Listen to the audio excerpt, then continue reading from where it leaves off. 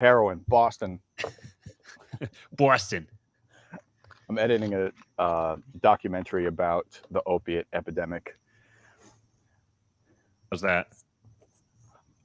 Basically, drugs and specifically opiates are so bad in Massachusetts that like a couple of years ago, I was in Chapel Hill, North Carolina, at a Dunkin' Donuts, which is also pretty Massachusetts kind of a thing.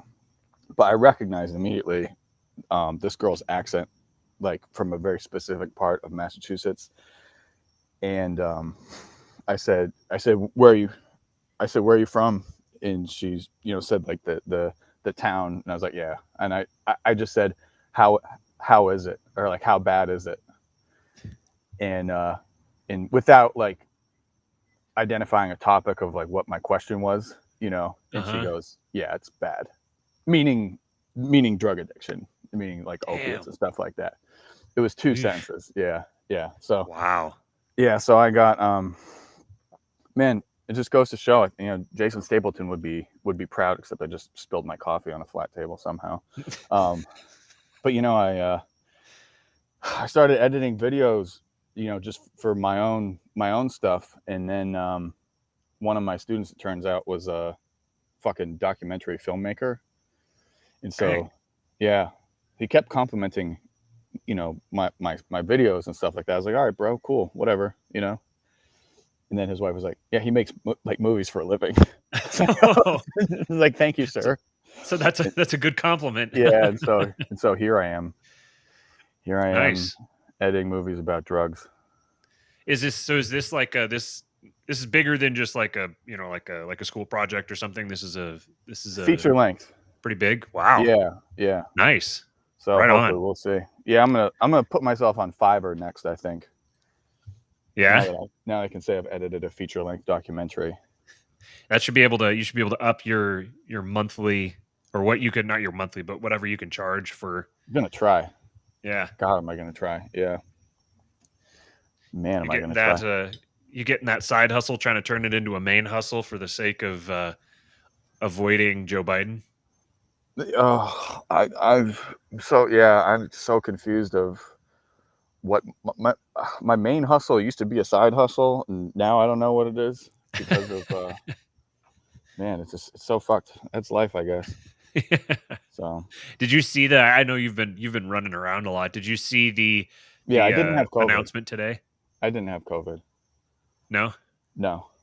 I will say to anyone who does get COVID, though, you don't have to take all the drugs that you hear doctors on podcasts recommend. You don't have to take all of them. You might run into one or two that you have a real nasty interaction with. You know what I mean? You I was wouldn't have hearing funny presumed it was an stories. antidepressant.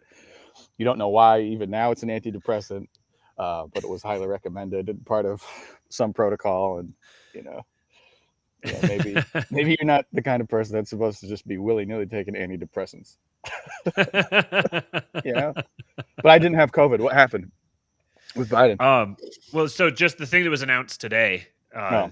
they'd been pointing to this day as the day that people were going to start hearing about the what their response is for containing COVID. Mm-hmm. And so one of the first policies that they announced is that it's that every company, organization, business that with more than 100 employees mandates vaccines. They require their employees to have to be vaccinated, or to be like tested regularly, I think is what it was. Yeah. So Yeah. I feel bad for people who live or who work for large Mhm. organizations like that, and who don't want. Oh, the other one is that every single federal employee now is mandated to be vaccinated, or and not just every federal employee, but every employee of every contractor with the federal government is also Yeah. required. Yeah. So Yeah. they're Yeah. narrowing Yeah. it down. Yeah. Yeah. Yeah. See, that would 1,000%. If I had to go back to the old world, like that would definitely be me. Yeah. Yeah. Um, Does so does which anybody like have we talked before about what your expertise is? It's not. It's definitely not my expertise. It's just I went to college for. But yeah, I worked. Yeah, it's not. Yeah, I'm real bad at it. Unless I end up needing a job, in which case I'm pretty good. But yeah, I worked. Yeah, I worked for mostly defense contractors for the most part. Um, in aerospace engineering, but yeah, that would be that. um, you know, does anyone know anything about Noravax? No. Apparently, it's just a regular ass protein, old school vaccine, but I don't even know if it's like available in the States. But Is that like is it similar to like the Johnson & Johnson one? um, is that a regular ass vaccine too? That's a old school. That's what I've heard. Oh, really? But then Oh, I've also heard people say no, it's not. It's mRNA, but it's a different kind of mRNA, or I don't know. yeah, I'm not yeah, interested in any of them, so it doesn't really make much difference to me. yeah. I think, and I think everyone's gonna take that fucking thing. I troll on Twitter all the time. I It's saw just, you. yeah.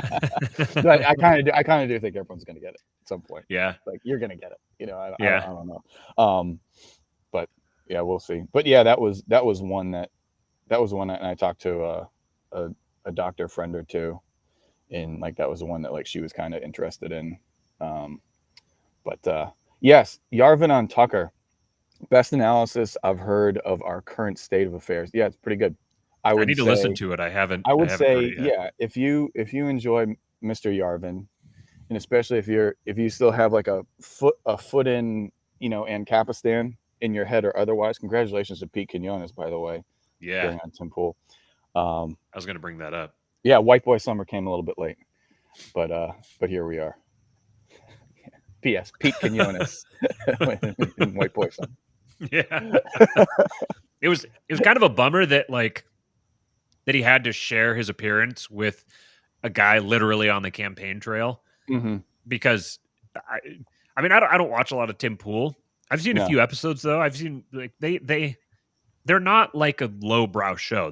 They don't spend a lot of time talking about really really bland generic stuff. They're capable of getting into some higher level, deeper thought. Mm-hmm. And that whole episode, so much of the first like half of it was just talking about the most just kind of bland, boring stuff ever. And the most interesting stuff was whenever Pete said something. It was like Pete would start talking and it's like, yeah, there we go. Yeah, Yeah, let's get going here. And then that's good then though there'd be because that another makes campaign people. speech.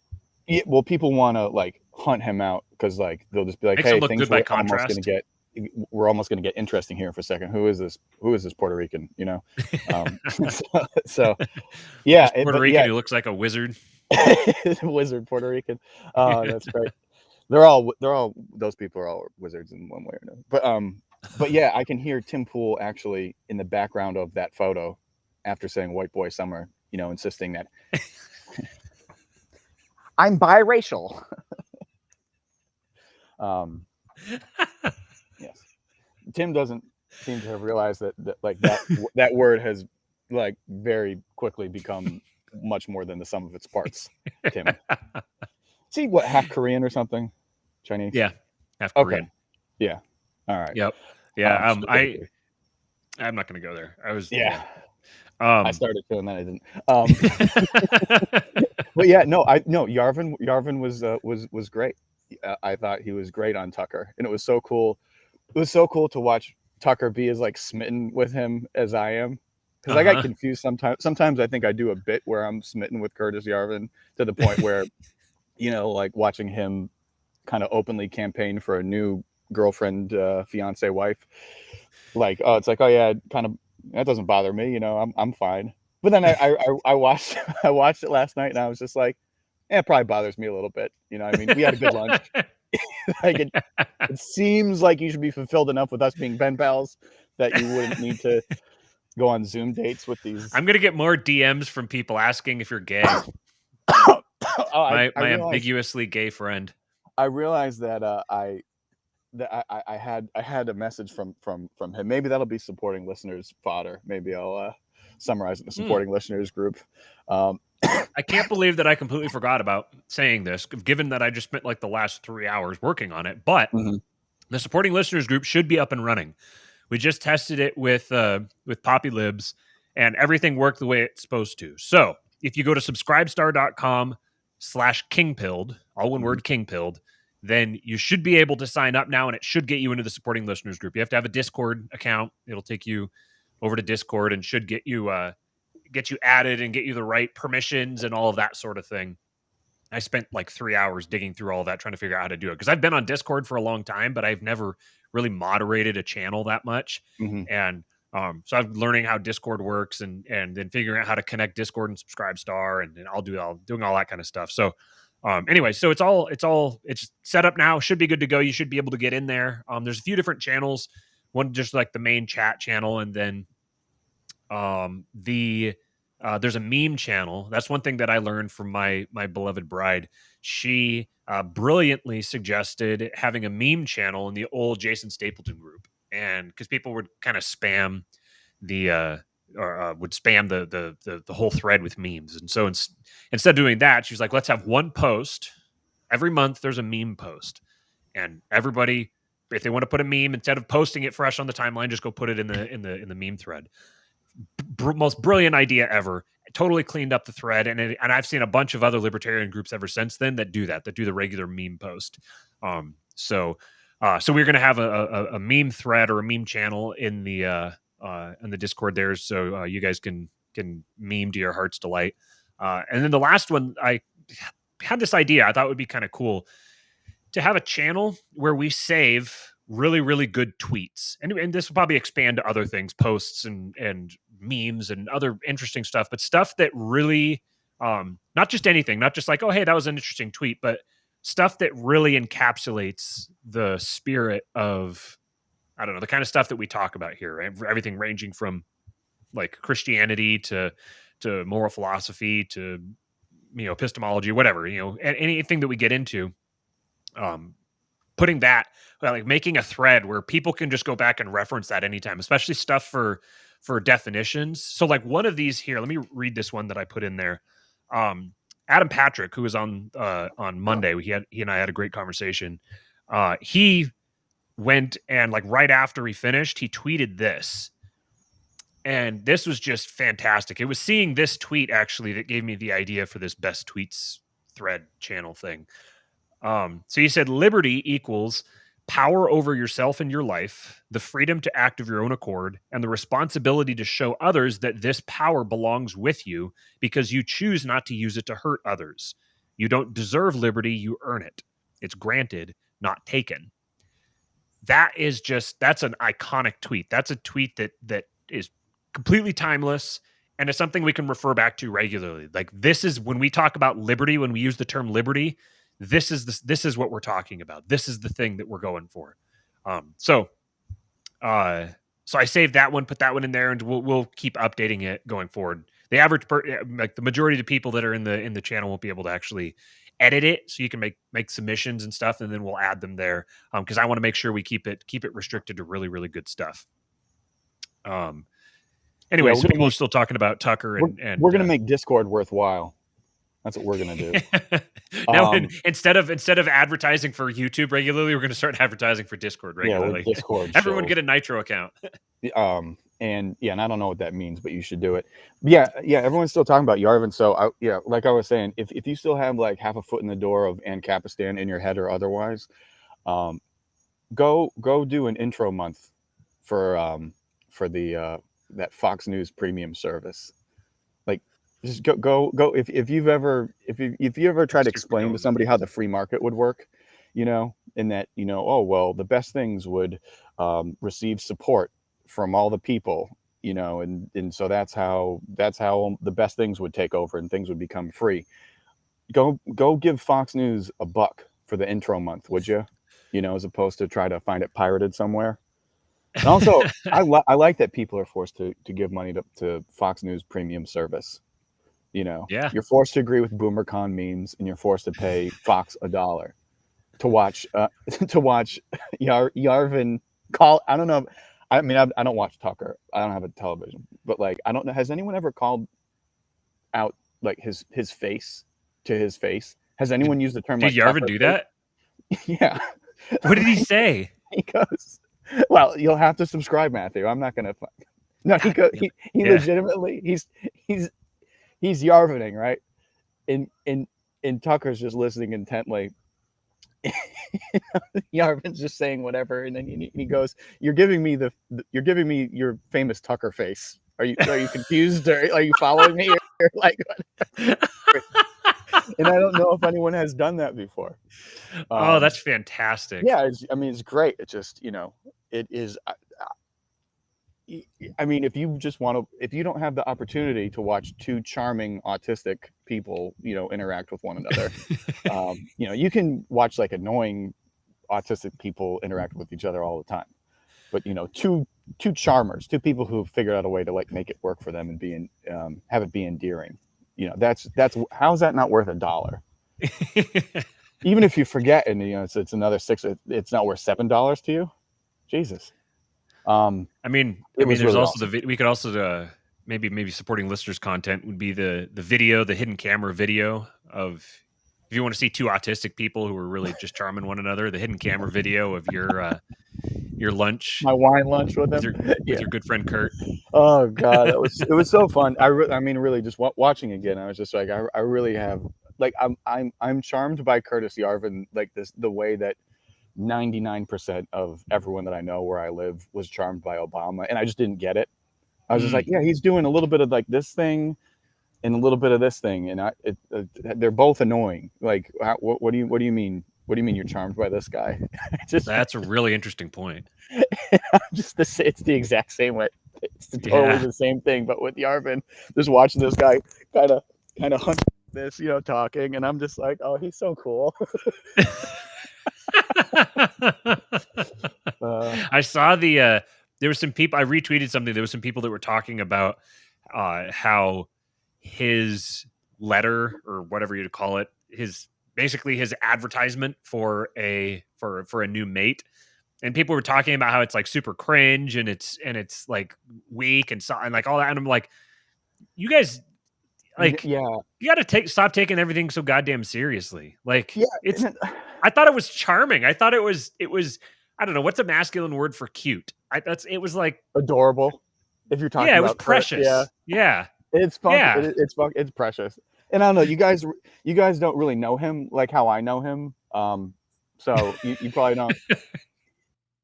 Well, like like the bit aside, I mean, you spend 10 minutes with him, you get a real like insight, and like everything that he does becomes much more adorable.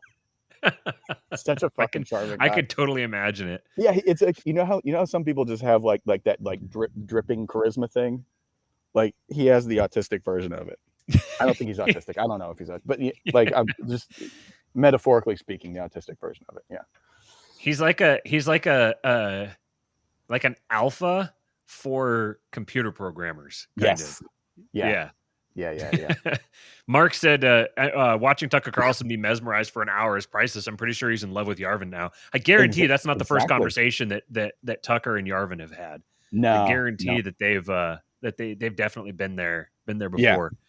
Popular Liberty says charismatic autism is a superpower. When I hear the phrase charismatic autism, the first person I think of is Octavian.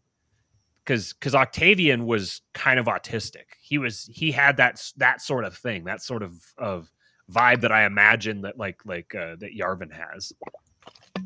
Yeah, like I have so I went to engineering school, and so like 99% of the people there annoyed me because they have annoying autism, and but like I have like a really good friend there, and I like again it's a spectrum, but like he has like a similar thing where it's just endearing, and then like he's like he looks like a kid who the moment that he graduated like drove over to MIT to lecture about artificial intelligence in like 2005.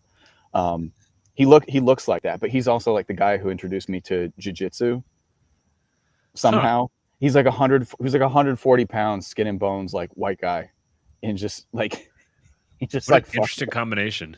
he fucked everybody up. He like just like football players like came through and were just like or wrestlers and stuff like that, you know, because he's like very friendly, you know, and just not at all like a tough guy or anything like that. But they just wanted to like, this is, I mean, this is back before people, you know, just use jujitsu at home, like, you know, to like open, you know, pickle jars and stuff like that. It was like people were like, what is it? But yeah, and he would just like fuck up these giants and stuff like that.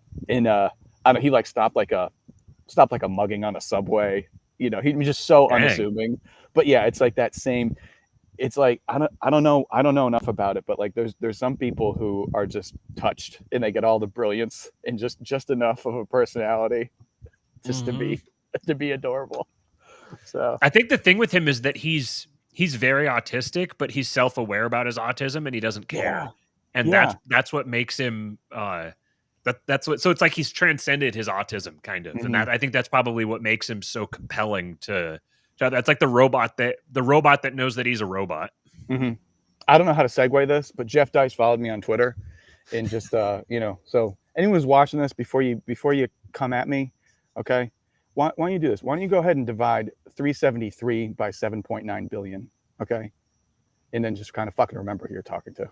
All right, confrontational for no reason. But seriously, to be in the supporting listeners group, I'm 99% sure that that Jeff Dice also follows Matthew. Yep.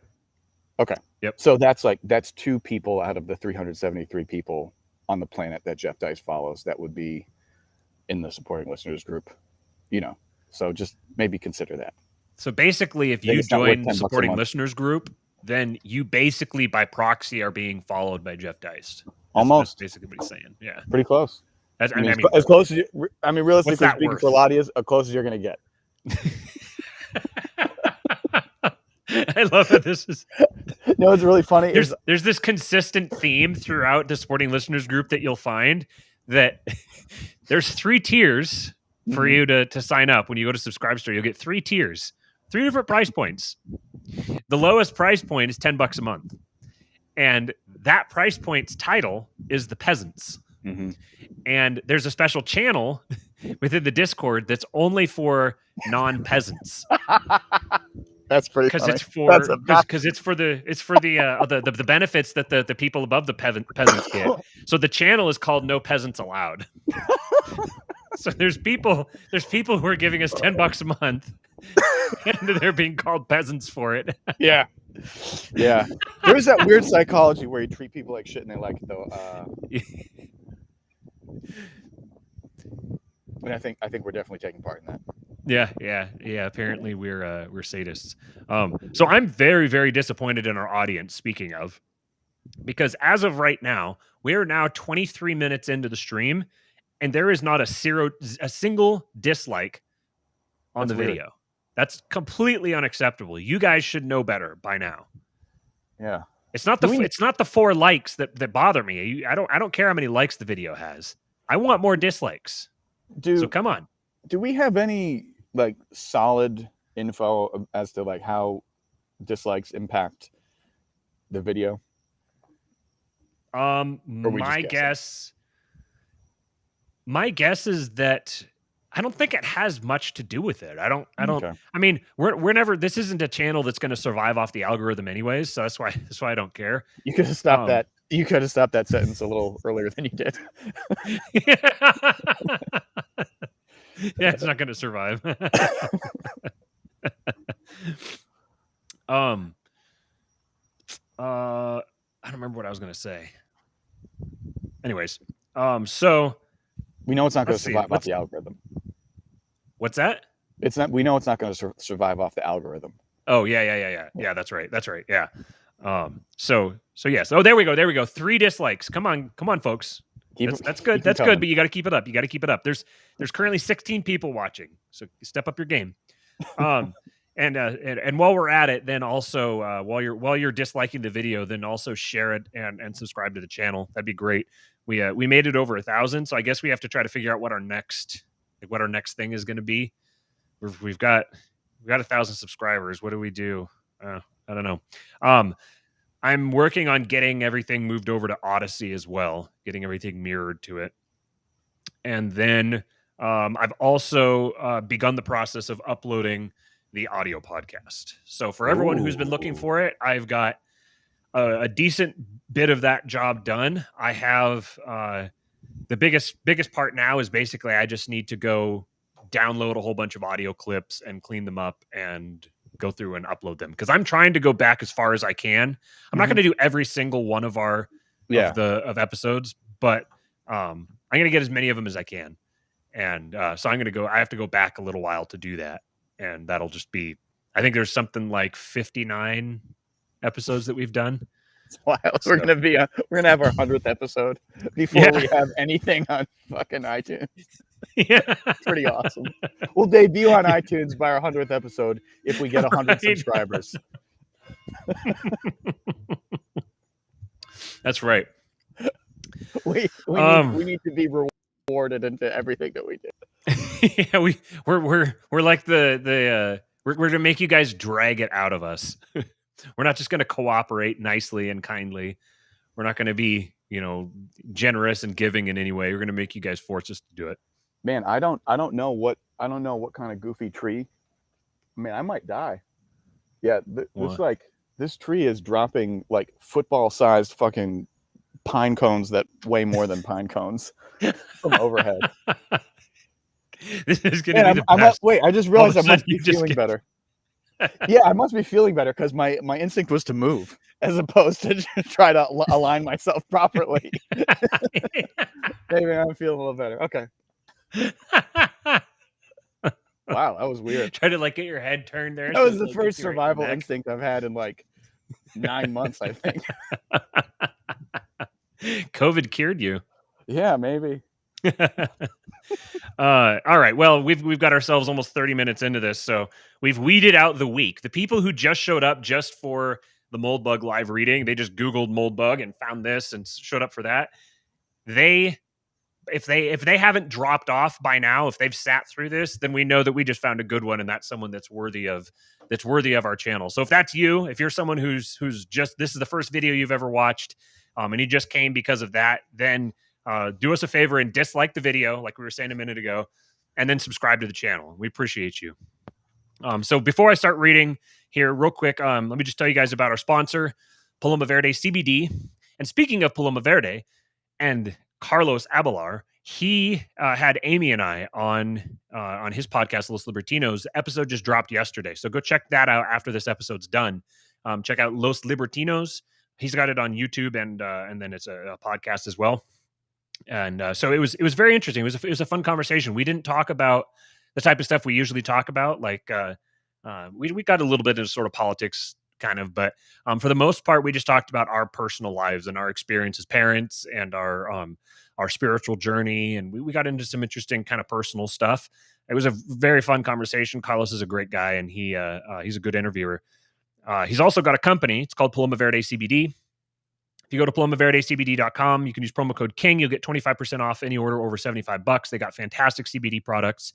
They've got gummies. They've got the muscle rub. They've got a tincture. They've got the little capsules. The capsules are fantastic.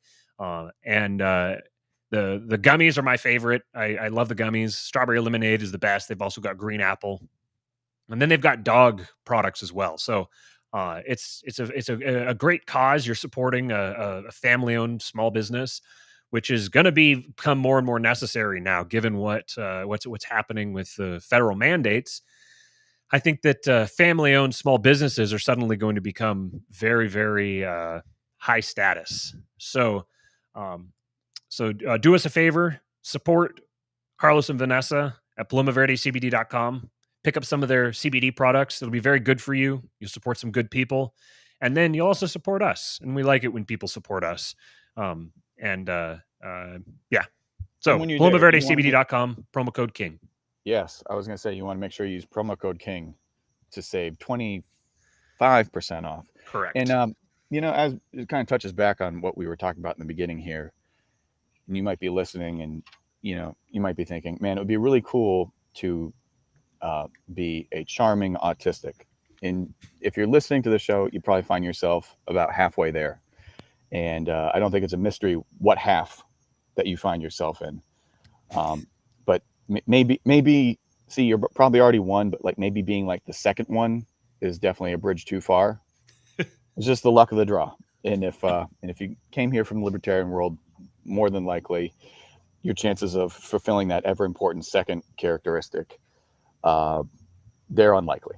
You might see Ancapistan first. So what you can do is head over to PalomaVerdeCBD.com and get some artificial charisma and artificial charm. Get you some of those gummies, okay? And so you've got the baseline spectrum disorder, and then you find yourself probably to be a little bit more fun once you get some of those gummies. Are you saying that Carlos and Vanessa's gummies are going to cure autism? That's right. They're not going to cure autism. They're gonna make you a more endearing autistic. You too can be charming like Curtis Yarvin. That's right. Paloma That's the secret. That's the secret. If you were friends with Kurt, like Steven is, then you would know that CBD is actually the secret, and not just any CBD, but Carlos and Vanessa's CBD. I love the fact that we know the people that we're doing the ad read for, because we're able to say completely unrealistic, crazy things that most companies would freak out if you did on their ad read. I mean, how unrealistic is it though? Like, I mean, if you're listening, you're probably a little on the tismy side, right? And then you have a couple gummies, you get fun, and you're charming. I think it's perfectly reasonable. In fact, I think maybe that would be something that Carlos and Vanessa could work on for their own marketing. There you go, Carlos. He was in the chat a little bit ago, so just think about maybe he'll pick that up. Think about it, buddy. We had a fan drop in. Someone just said that Moldbug is, quote, gay as fuck, and just like I did on our last episode, I'm getting feisty with the block button, and if you show up and you're just gonna bring bad energy in here, then I have no problem just booting you. Yeah, but everything is so drenched in irony. Like I don't know. It's hard to know what's real. Yeah, maybe he was just trying to play along with us, and I just booted him. Yeah, he can make another YouTube channel. I don't care. He's trying to more subscribers. He's trying to speak positive things into the world. That's right. for Stevie Boy. Okay. I think that's all the housekeeping that we needed to do for now. If anything else comes up, if you guys want to, I think we'll do, depending on how long this takes here, we can do a little Q&A at the end of this episode. So if you guys want to drop a super chat, or just if you do a super chat, then I'll definitely be able to find it later, depending on how much chat there is. If you just post a question right now, I probably won't find it, so you can just save it until later on, or drop a super chat now, and we'll go through them as soon as we finish the reading here. So the one that we're reading here today, we'll do the screen share so everybody can see as we go. Share. There we go. And then zoom this thing in so everybody can see it. All right. So this one's called The Iron Polygon, Power in the United States. Mencius Moldbug, May 12, 2007. In case it's not already clear to my readers, this small but discerning bunch, one of our many goals here at UR is to paint a simpler, more compelling picture of present history than either the official story or any of the many well-known counter-narratives. Real quick, for anybody who hasn't listened to one of these before, or who isn't familiar with Moldbug, hasn't read him, he likes to link to things, especially stuff that he's written in the past, or just stuff in general. So he'll make kind of a vague allusion to it. And just if you click through the link, then you go see and you can understand what he's actually alluding to. So as we read through here, I'll just click through these links occasionally just to see what he's referencing, and can kind of flesh it out a little bit. So this isn't supposed to be like an audio book where it's just a straight reading. This is a live reading, so we'll have commentary and all that sort of thing as we go. Back to the text. Last week, I covered the U.S.'s caste structure and communal factions. So his caste structure is one that I think we'll get into at some point in the future. It was kind of interesting. It was a point that as he was kind of developing these thoughts, he used various different kind of archetypical castes from past cultures or other cultures, and explained the different, basically like demographic groups that are most significant in America. So, for instance, the Brahmin caste, using the Brahmin caste from India, the Brahmins are basically the psychology of the regime. It's the rich white liberals essentially are the Brahmins, but it's not just the rich white liberals. There's a lot of people who will ape that caste, will ape the behavior of that caste, and so this is where you get people who are very, very clearly not white people acting very, very much like white liberals, like bougie white liberals. So you had the Brahmins, you had the Vaishyas, the Dalits. There was a few different ones. We'll go through them at some other point. It's not super relevant for today. And then communal factions. Oh, this is the 5 groups here: Brahmin, Dalit, Helot, Optimate, and Vaishya. Those are his, and he called it the BDH-OV conflict. So you have the Brahmins, the Dalits, and the Helots are on one side, and the Optimates and the Vaishyas are on the other side. So it gets into it's different racial groups and religious groups and that sort of thing. As a formalist, I define power as the ability to change the rules or to clarify them when no rules exist. In a mature, sclerotic megastate like the US, it can be very hard to see where the power is, because by historical standards, there is almost no change in the US. But this does not indicate an absence of power. It indicates a balance of power. It means the various forces exerting pressure in various directions cancel each other, at least mostly.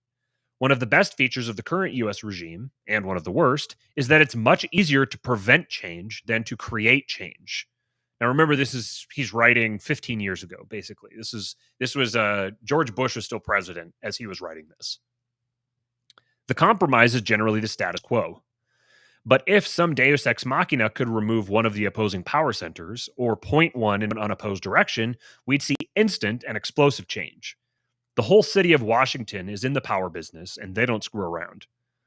Indeed, kids in school are taught that the US is balanced by a separation of powers. But the power structure they learn is the original design of the Constitution, as borrowed from Montesquieu: legislative, executive, and judicial. This is like saying a Camaro has 250 horses under the hood. It's true in a certain metaphorical sense, but it's not actually true. In the same sense, the Roman Empire never thought of itself as anything other than the Roman Republic.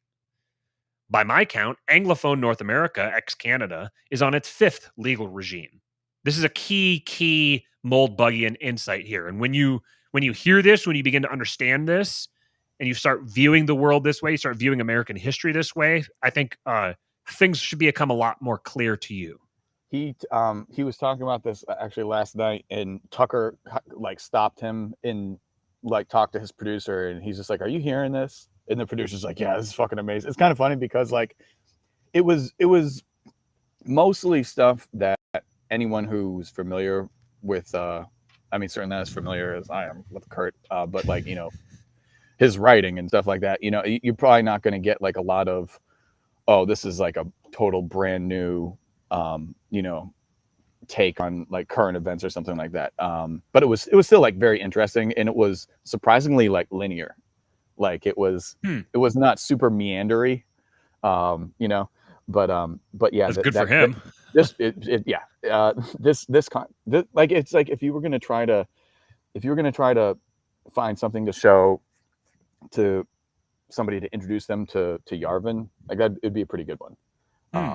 You know, interesting. Okay. Yeah. But yeah, that right there was the concept that got Tucker to take pause. And if you get this idea in the mind of the boomercons, this country is going to change overnight. Because as soon as the boomercons en masse like come to grips with this idea, if they ever do, suddenly it's like, wait a second, my whole like Constitution, you know, founding fathers, all of that shit didn't last like any time at all. And not only is it dead and gone, but multiple new regimes are dead and gone since then.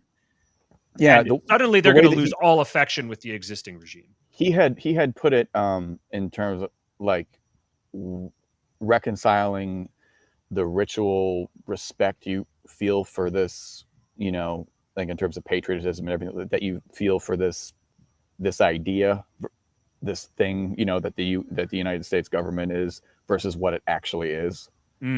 And I think like that's the part about, you know, like the people they call boomer cons, that it's just like it's a very it like it might, for however misguided, you know, that you might think that they are, and you know, for however not cool their sense of humor is to people, like It's amazing. yeah, well, you know, like there's an instinct there that's you have to, like, if you're at all a serious person, um you have to recognize that you have something innately like in common with these people. Yes. Yeah. Yes. They value the same thing you do. They just don't know how to get it.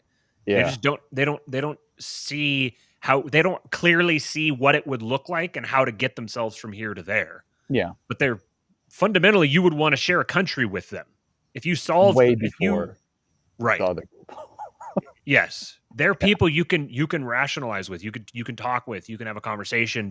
You could persuade them to share your values. You could get them to understand what you're saying in a way that's just not even possible with the other option. Hmm. Okay, so back to Moldbug. He says, by my count, Anglophone North America ex Canada is on its fifth legal regime. The first republic. So notice he's not saying America. So he's taking your thought process away from the idea of America. You're kind of looking at it. You're coming upon the country and you're looking at it as if you have no understanding of the history of the country, and you're just kind of evaluating it objectively. You're not like baked into the mythology that we've all grown up in. You're just kind of coming and viewing it objectively for the first time. He said the First Republic was the congressional regime, which illegally abolished the British colonial governments. Illegally. The Second Republic was the constitutional regime, which illegally abolished the Articles of Confederation.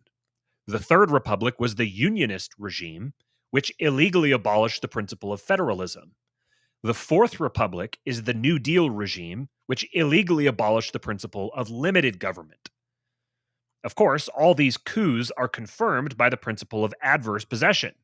Principle of adverse possession, for those who don't know, is what's colloquially described as squatters' rights. It's a legal principle in the Anglo-American common law under which a person who does not have legal title to a piece of property, usually land, may acquire legal ownership based on continuous possession or occupation of the property without the permission of its legal owner. So, basically, because you are the one occupying the region, you own it, regardless of what the legality was of the nature of the process by which you came to acquire control of it. The fact that you have control of it, formally, you're the owner. That's how the existing regime is. So I think that what's happening right now is we're transitioning from the Fourth Republic to the Fifth Republic, and the New Deal regime is dying, and we're transitioning into whatever's going to come next. We don't know exactly what it's going to look like or exactly what the final form is going to be. We have good ideas. We can kind of see, so we can see kind of forms moving in the dark. We can kind of start to get an idea of where it's going and what it's going to look like, but we don't know exactly. But this is what's going to happen. Effective. So anyone who's like, "Oh, it's not constitutional," note that every single one of these was illegal according to the law that was being overthrown for the institution of the new republic. The institution of the Constitution was illegal by death, by it's changing, it's taking the law and it's changing it and replacing it with something else. That's what's happening now. So if you keep appealing to the Constitution, not only are you like not actually dealing with the actual governing process that exists right now, but you're like multiple iterations removed from it. The Constitution has been dead and gone for a long time.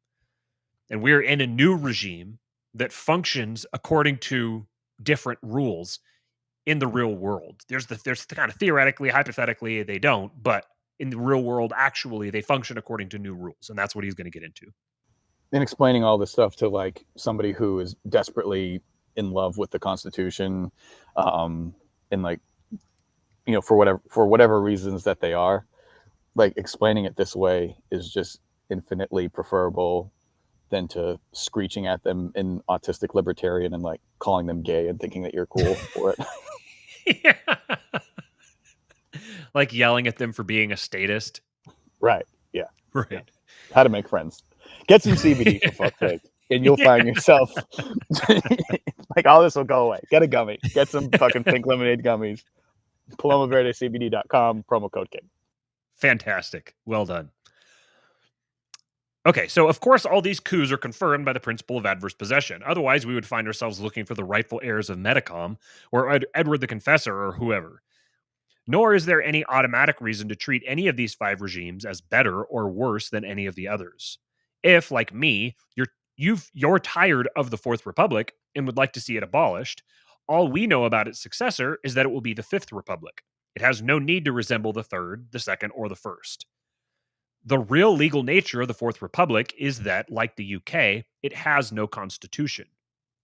Its legitimacy is defined by a set of precedents written by New Deal judges in the 1930s. These have obscure names like Footnote 4, West Coast Hotel, and Wick Filburn. These precedents establish the Fourth Republic as a universal and absolute government, subject only to a few isolated limitations which in practice do not matter at all. For example, no European country has any clear equivalent of our First Amendment, either in its original meaning or in its Footnote 4 restatement. If dissidents are being lined up and shot in stadiums in Europe, I have somehow remained ignorant of it. Constitutional law in the Fourth Republic is a very real and very substantial body of law, but its connection to the original charter of the Second Republic is entirely nominal. No, the US government is the 800-pound gorilla. It sits wherever it wants, but it is not one entity. It is, again, a network of competing power centers. The closest well-known equivalent to the way I see the Fourth Republic's power structure is a concept that dates to the 1960s, the Iron Triangle. The Iron Triangle is certainly real, but for some reason, no doubt related to the agenda of the official intellectuals who created it, it's missing most of its vertices. In fact, what we're looking at here is an iron polygon. The key to power in the Fourth Republic is that no one who has power wants anyone to think of them as having power. One more time. The key to power in the Fourth Republic is that no one who has power wants anyone to think of them as having power. For example, in the traditional Iron Triangle, legislators do not have power. They are just expressing the will of the people. Civil servants do not have power. They are just making public policy. Lobbyists do not have power. They are just communicating their concerns. This is a profoundly Orwellian situation. The root of the problem is that the modern English language has no word which means power, but carries only positive associations. Perhaps the most important fact about power is that the powerful are almost always sincere. They honestly believe they are doing good. Every Sauron considers himself a Boromir. And, as Acton observed, every Boromir has an inner Sauron. Since this is widely recognized, and since power is generally associated with evil, the people in the US who have actual power do not and cannot think of themselves as having power. This is part of going back here where he says the root of the problem is that the modern English language has no word which means power but carries only positive associations. We've encountered this with this show and with Wealth, Power, and Influence, where we talk about people needing to accumulate power for themselves, needing to make themselves powerful, that powerful people are the ones who change the world, and we get in return a bunch of ringing and screeching. Power's bad. You shouldn't be trying to get power. The problem is we need to get rid of power. It's not, it's not that we need more political power. It's that we need less. Nobody should have political power. This is just incoherent. Nobody should. Okay, so who's going to take their political power away from them? Well, that person who just took all the political power just took all the political power. Political power is not something you can just go toss off a cliff and wrap a millstone around it and drown it in the ocean. It doesn't go away. Political power is a fundamental component of human social relationships. There's always going to be political power. The question is who's going to hold it. And bad people will always try to hold it. They always want it because they want to do bad things. As he points out here, often those bad things that they want to do to them are not bad things. They think they're doing good things. So to try to just to think that you just can talk them out of it or just like persuade them otherwise, or somehow like none of this makes any sense at all when you actually think about it. It all seems entirely incoherent. I mean, Michael K. Williams recently passed away, who played Omar on The Wire. And how many? I mean, how are people old enough to have watched The Wire in this audience? You really should watch The Wire, just to hear him say that it's just all in the game. It's all in the game. It's all in the game, over and over and over again. Whatever happens, like the shit happens, and hey, it's all in the game. And that's such a major lesson, I think, for, I mean, everybody in life, but it seems like libertarians just never learn it ever. Mm-hmm. Just like what the game is now, in terms of just like, oh, it's two groups of people fighting to rule over one another. It's like, yeah, that's the game. That's in all the things that happen. Like it's all in the game. I think he had a quote too, that something like it, like the game's the game. You can either play or get played. Someone in the fucking chat can definitely correct what it is. I know there's crooked hats in here. Someone watches the fucking Wire. Someone's in their 30s and saw the Wire. Right? Clockwork Industries says The Wire's legendary. Yeah, there it is. There it is. Yeah. So it's but I mean, like it's just like it's another way of it is what it is. Mm-hmm. And it goes back to everything that when we talk about just like, are you going to get involved in politics? Okay, well, and then you got to get in there. You don't want to? All right, well, then you are going to be subject to it, Right. And you just have to kind of accept that. So right, you have to like be Jesus or don't be Jesus, or like, what are you going to? So if you're not going to get involved in politics, then this is what I've said before. If you're not going to get involved in politics, don't even get into conversations about it. Right. Because by getting into conversations about it, you're getting involved in politics. Politics is ultimately the accumulation of everybody's focused energy. Each time you focus a little bit of your energy, you're contributing. You're adding in to politics. You're getting yourself involved in it by commenting. So there should be two roles. One, don't get involved in politics at all. Don't care whatsoever about what the government is structured, how it's structured, whatever. Like there's going to be a government. This happens to be the one that I'm in. And I'm just going to focus my life on trying to help specific people rather than trying to change the system and try to help everybody. I'm just going to focus on specific people and try to help those individual people. You can have that approach. Or the other approach is, I'm going to get involved in politics. And because I'm a responsible, competent human being, I'm going to get involved in politics in intelligible, reasonable, efficient, productive ways. I'm going to actually seek to understand the game, understand how it's played, understand who the players are, understand what they want, and understand how I can make a difference. And then I'm going to put myself in a position to make a difference. Yeah, those are the two different. Yeah. Roles. The question is, are you going to be Tho Bishop or Jesus Christ? Or are you going to be Tho Bishop who somehow manages to be both? Yeah. See? Tho Bishop is both amazing. And boom. That was well done. That was a well done both and. Thank you. That's a Lord of Spirits shout out there. We probably need to start having like a what is it? Like, I guess like a drinking game kind of, where like every episode there's an Easter egg where there's going to be a Lord of Spirits reference and you have to find it and how to identify it. Both and. There's your one for today. There it is.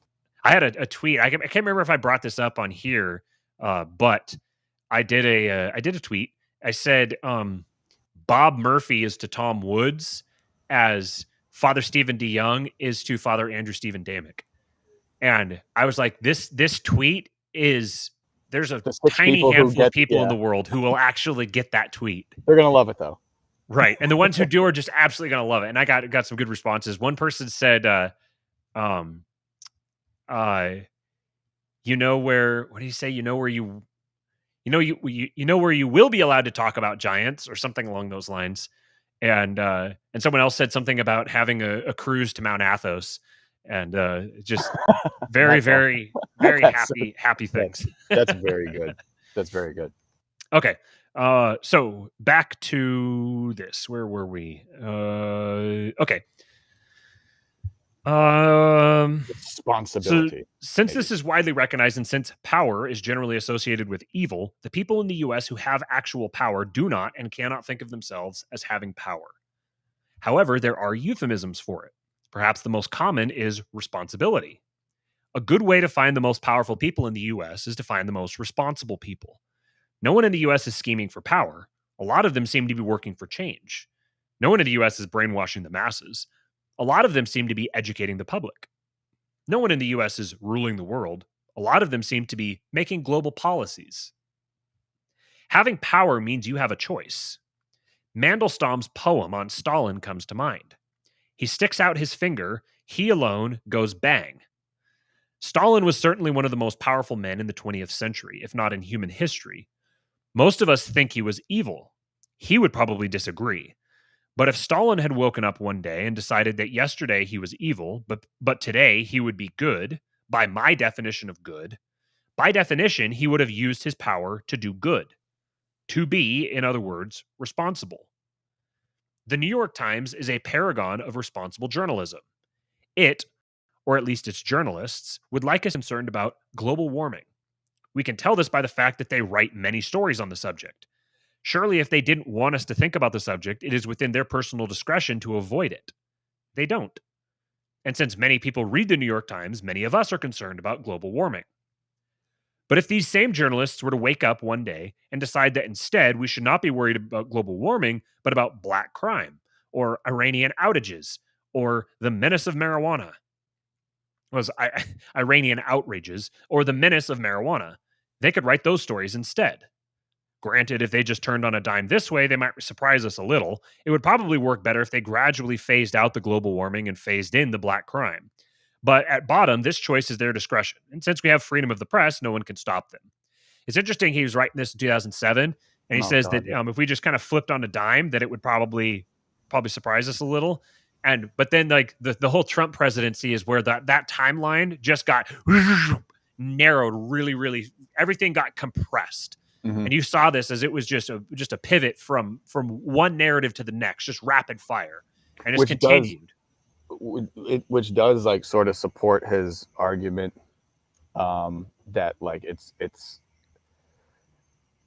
putting energy in any way into this just creates bad things for people like us, Right. Unless in depending on how familiar people are, unless you're supporting the guy who's going to be the guy, like the guy who people wanted Trump to be, for instance. But right, yeah, and the guy that a lot of people want DeSantis to be. Yeah, and you just you just do some quick math on your life in like 2016 or so to like now, just just like that whole bullshit about when people are like talking to like kids of the age that are just starting to get in like interested in politics, and you start running into the argument of just like, hey, well, I mean, look, man, how different really is your life now from 4 years ago? It's probably not that different. And it's like, no, I guess from Bush to Clinton, my life is not altogether that different. But you really can't you can't do that now. Right. That's so dead. And like, yeah, and if you'd have to like take the assumption that your life, like it would be the trailing indicator about what your life is like. So probably not. You'd blame it on the influx of energy that Trump brought, as opposed to the sweeping changes that like Biden made. But it's almost just like Biden's able to sort of capitalize on this on like that leftover energy. Sorry, No. the power just did something weird. Uh-oh. Yeah, your lights have been flickering, but I thought that was maybe just the your camera like adjusting. Yeah, I don't know. Yeah. I just got a emergency alert that there's a flash flood warning for this area. Hell yeah, buddy. But that's It's because it's for San Bernardino County, and San Bernardino County is one of the largest is the largest county by land area in the country. So, yeah, there's nowhere that a flash flood would be a problem near where we are Well, now. maybe it's an Iranian outage. Well, Yeah. I've got to make my departure. I got a surprise dinner invite for doing such a good job on this goddamn movie, Ooh. and I'm very poor, so I'm gonna go out to dinner and hope it means Free meal. All All right, right, sounds good, buddy. It's good to see see you. you. Whoa, that's very, very zoomed in. No, all right, whatever. Okay, so let's continue here. So, okay, it would probably work better if they gradually phased out the global warming and phased in the black crime. But at bottom, this choice is their discretion. And since we have freedom of the press, no one can stop them. Let's say that to be a major vertex of the polygon, you need two attributes. One, a vertex must have power, that is, responsibility. Two, it must be protected from public opinion, that is, insulated from politics, that is, democracy. If you have one of these but not the other, you are at best a minor vertex. Okay, so to be part of the polygon, you have to, one, have power, so you have to be responsible for something.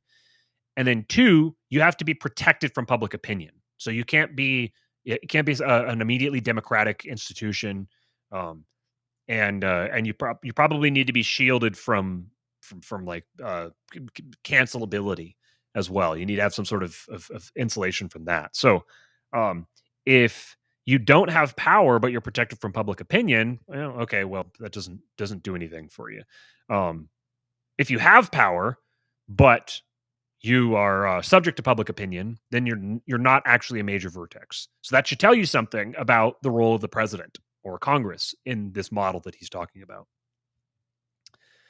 The press, aka MSM, or as I like to say, the corporate press, got that from Michael Malice. I think that because as Malice points out, mainstream lends them an air of credence or credibility that they don't deserve, and they're not mainstream. They're there's by anyways. The press, aka MSM, is a major vertex because, as we've seen, it has power and it is doubly protected. First, no one elects the press. And second, if journalists were elected, they'd simply elect themselves, since they pick the credible candidates, quote unquote, credible. These would all be journalists by definition. See how nice this system is? You can see this happening now. Like journalists and fact checkers report. They're now this is the corporate press and Twitter are determining who the experts are. The experts are the ones that they'll platform. If they won't platform them, if they won't listen to them or amplify their voice, then they're not experts. So they're not credible. They don't get to be the voices that influence the policymakers. The White House, customarily referred to as the president, is only a minor vertex. Its legal power is considerable, but its protection is lousy. It was national news a few years ago when an open mic caught the president insulting a New York Times reporter. How often do you think that one goes the other way? The White House can challenge the Polygon's program on a few issues, which necessarily thus become high profile. But the Fourth Republic at any one time is doing thousands and thousands of things. Almost all of them are done the Polygon's way, and when they are not, it is deeply shocked and offended. So, in general, are the voters, for obvious reasons. So, there's a strong reason to minimize these deviations. This point here, the fact that there's thousands and thousands of things that are all going on at the same time. You only look at the stuff that like the news, the media is telling you to look at. Basically anybody. Just because we don't have the capacity to follow this many details. Everybody has a subject, a niche that they focus on, that they have expertise in.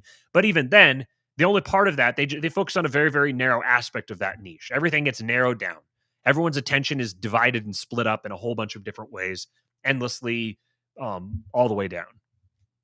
So just because you get some sort of win on a single issue, you won on that issue and simultaneously lost on thousands of others. So on net, you didn't win anything.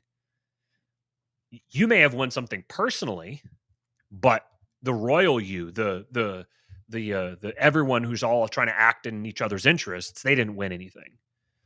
You give up one thing, or you gain ground in one area and you lose ground in the other. Populibs has the great example of when they legalized marijuana in Colorado. They gave up the federal government gave up power in one area by relinquishing their control over that substance there, and at the same time they gained a whole bunch in tax revenues. So they gave up a little bit of power here to gain a tremendous amount of power on the other side. It was just a trade-off.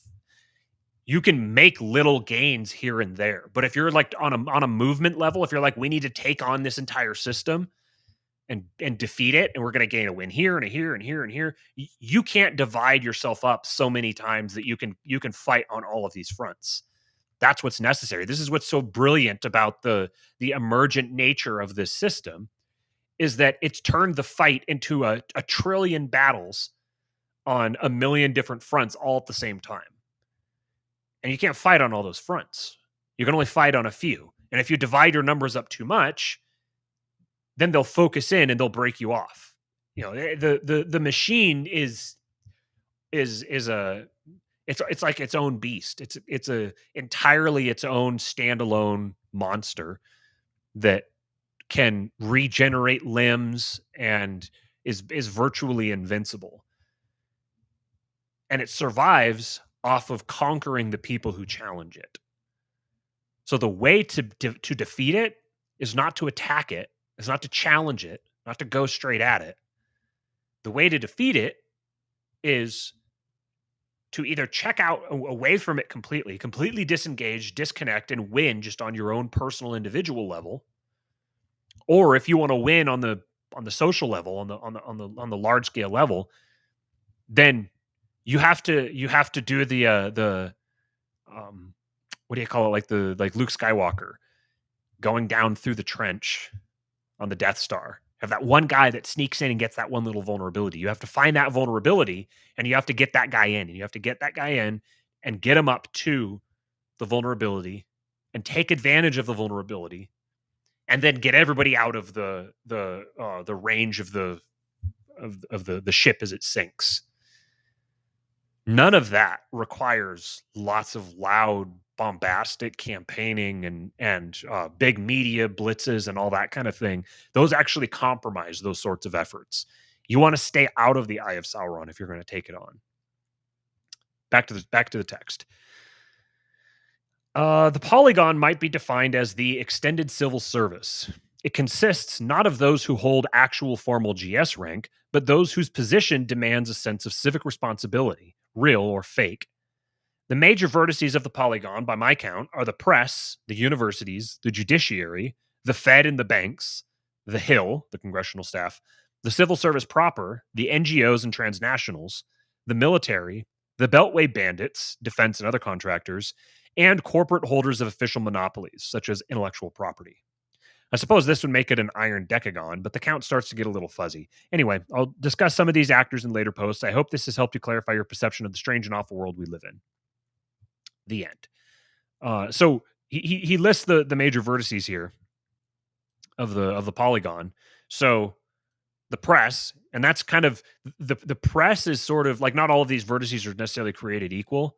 They all have their own role, but some are more critical than others.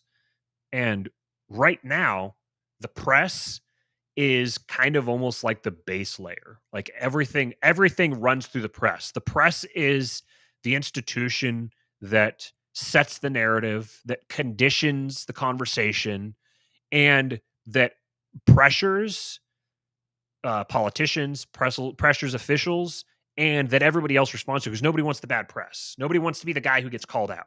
Nobody wants to be the racist or the homophobe or the whatever the Nazi, whatever the title du jour is, or the insult of the day. Nobody wants to be that.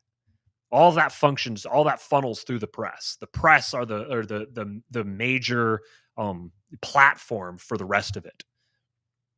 The next one is the universities. The universities are like the factories for everything else. Because if you notice, there isn't a single, beyond the universities, not a single one of the rest of these can get to where they are without going through the universities for all intents and purposes.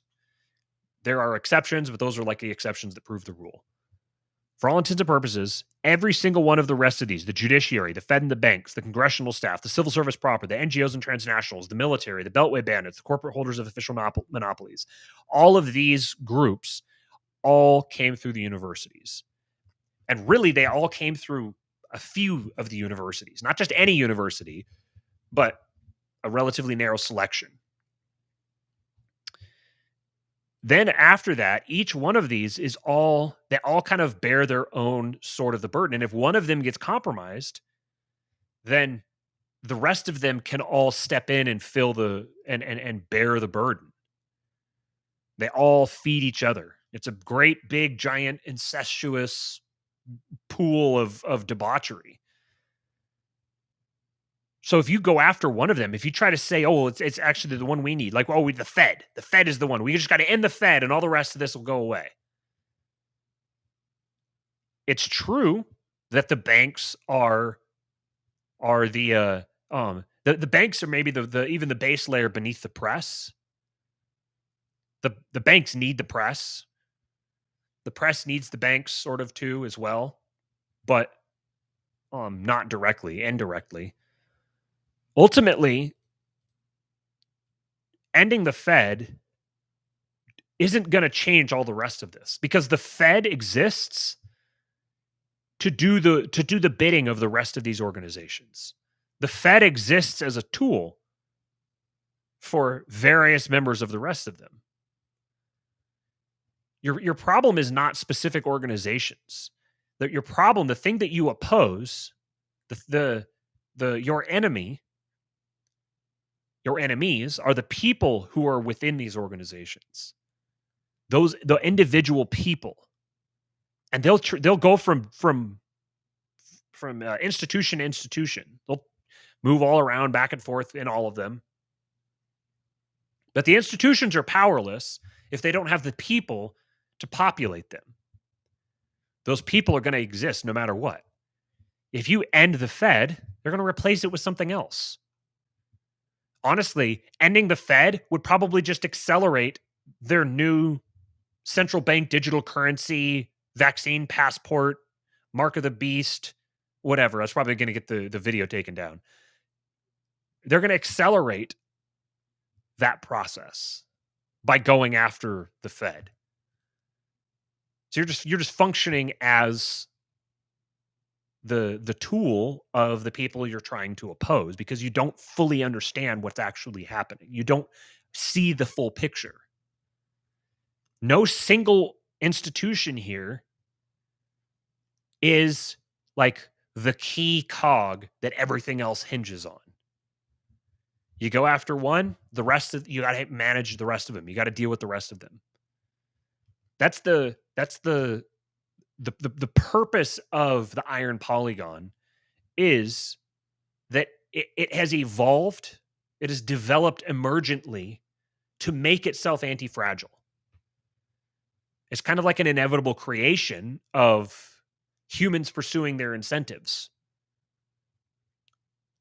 But it's evolved to be anti-fragile. If you don't know what anti-fragile is, go read some Nassim Taleb.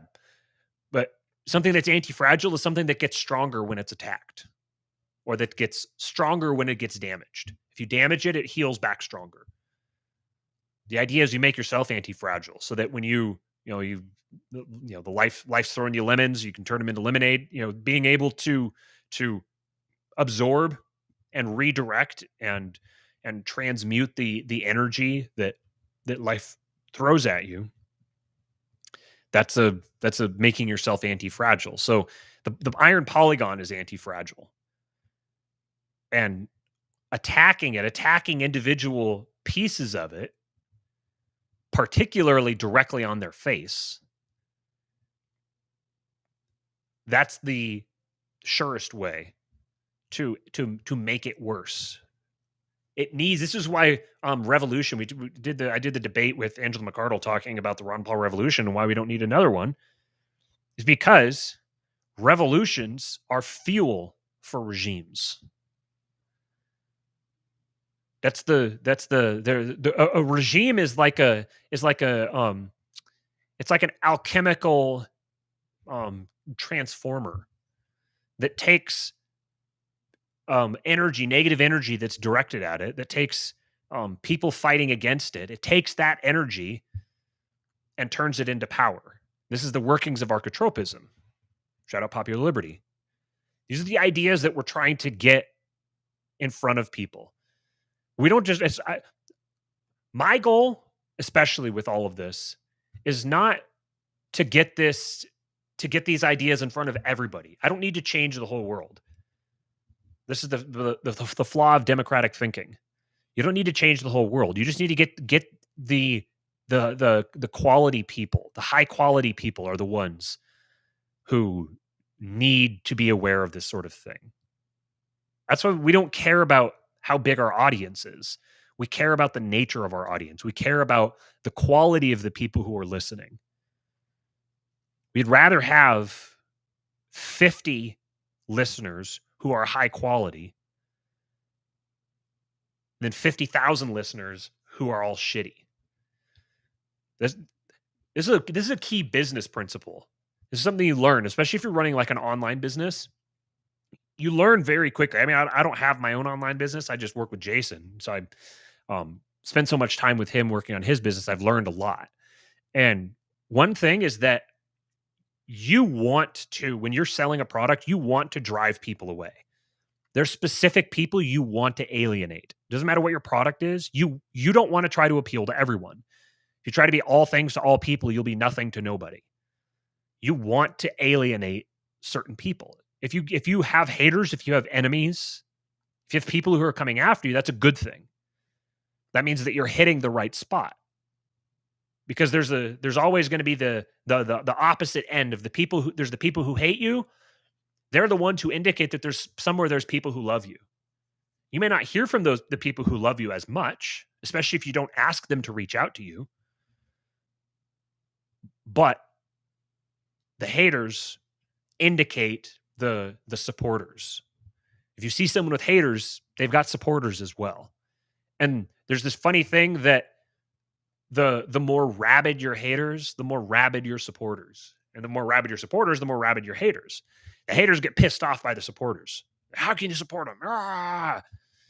And so then the supporters are all the happier to support the guy because he's trolling people. He's getting at people. He's pissing them off. But popular movements are never and by popular, I mean movements designed to appeal to everyone. They're never successful. They never work. Because it ends up to appeal to everyone, you have to get so watered down and bland and boring and dry that nobody likes it. That's why like popular culture has a negative connotation for a reason. You kind of know, like the stuff that appeals to everybody is kind of, there's the few things, the thing that everybody likes. But even that, you have something that everybody likes this. You're very easy to find people who don't. There's going to be somebody who doesn't, and you might think that they're weird, but they exist. And it happens that the more you can find those people, those ones tend to be very, very passionate. Someone who hates the one weird person, the 1% of that opposes the 99%. Those are the people that fascinate me. Those are the people I want to find. I want to find like the unique weirdos, kind of the ones who don't, who just don't see themselves in everybody else. They're like, you guys are just different. I don't. There's something different about me. Those are the kinds of people that I'm the most interested in.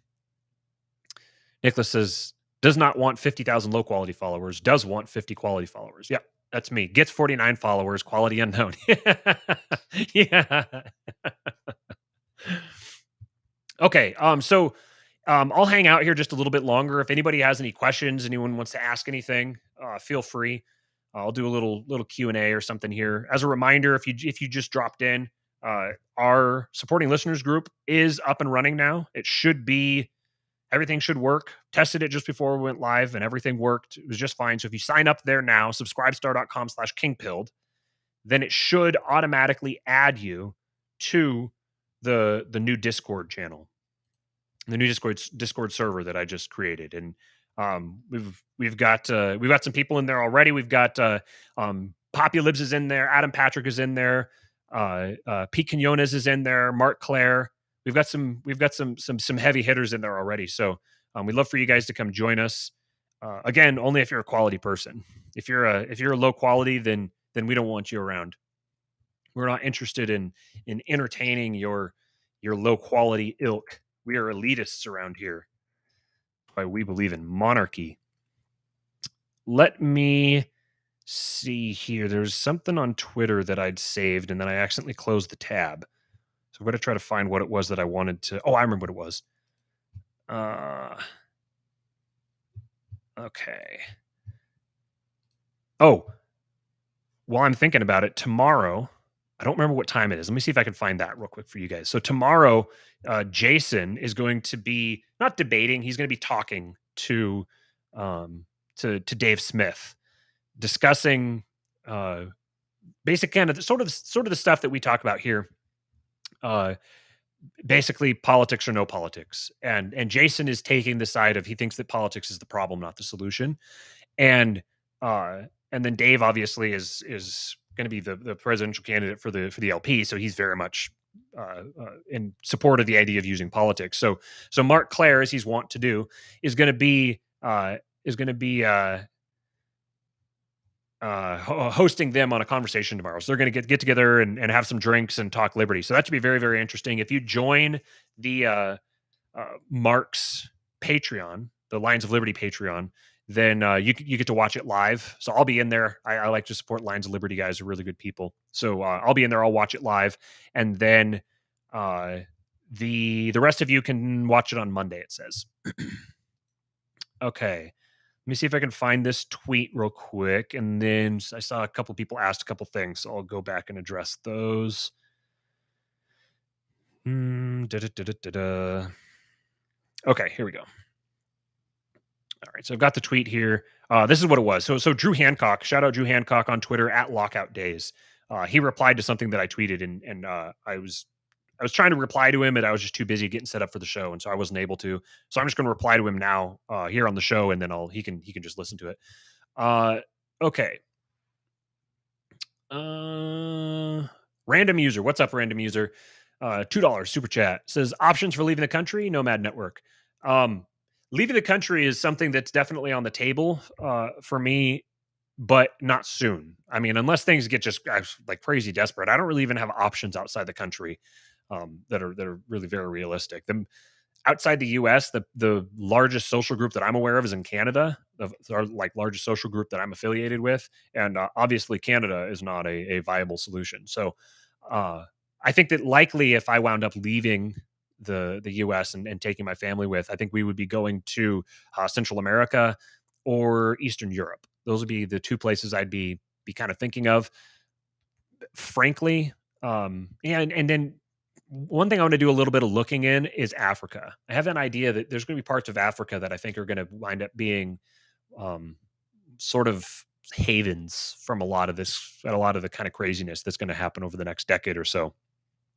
But frankly, for me, just given where we're at right now, where my family is and what we're, with our career aspirations and our family members and everything, I don't think that leaving the country altogether is really going to be an option for us anytime soon. We're looking at relocating outside of Southern California, and we're still trying to figure out exactly where we're going to go. Right now, it's probably between Idaho and Texas. Those would be the two options for us. The state's position on homeschooling is a big thing. Like Tennessee, for example, was one we were kind of looking at, and apparently Tennessee mandates vaccinations. You have to report vaccinations and everything for homeschooled kids, and you still have to do standardized testing and everything. And that's what we're not interested in that. So So Texas and Idaho are two of the best states for homeschooling that I'm aware of. And then obviously Florida is sort of an option as well. But Amy doesn't do bugs, and neither of us does humidity, and neither of us does hurricanes. So yeah, if the options narrow to the point where bugs and hurricanes are better than the alternative, then I suppose maybe we wind up there. But as much as I love Tho Bishop, I don't know if I could ever bring myself to take my family to Florida. So my expectation is we're going to wind up somewhere in the Midwest. Um, yeah, just generally in the Midwest. Anyways, that was a very, very long answer to your question. But and then yeah, shout out the Nomad Network if you want to join. It's the network that we created with Jason Stapleton. Jason created it, and we helped him with it. It's a place for digital entrepreneurs who care about their liberty, but who care about trying to create liberty for themselves, and aren't necessarily interested in going the political route. So maybe you go listen to Jason talk to Dave on Lions of Liberty tomorrow, or on Monday for a cheapskate, and maybe at the end, if Jason has persuaded you that the non-politics route is the way to go, then come join us on the Nomad Network. You can actually get on there for free now. There's a $20 level. You get some special perks if you join there. But you can join for free. Download the app in the App Store, the Nomad Network app. If you want to join, just go to my.nomadnetwork.app, and that will get you on. And then you can see what everyone else is talking about there. We've got a lot of people who have joined, and there's a very, very great little community of people that are. It's very positive, very uplifting. A lot of expertise. There's people that are engineers and graphic designers, and people with brick and mortar stores, and there's all kinds of knowledge getting thrown around all the time there.